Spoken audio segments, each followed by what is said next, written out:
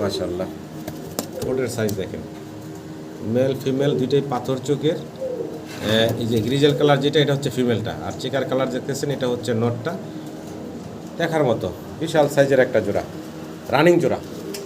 পছন্দ হলে ভালো লাগলে আপনারা স্ক্রিনে রিপন ভাই নাম্বারটা দেওয়া আছে, ভাইয়ের সাথে যোগাযোগ করতে পারেন। ঘুরে গাড়ায় দেখাই, দেখেন পিক সাইজের একটা জোড়া।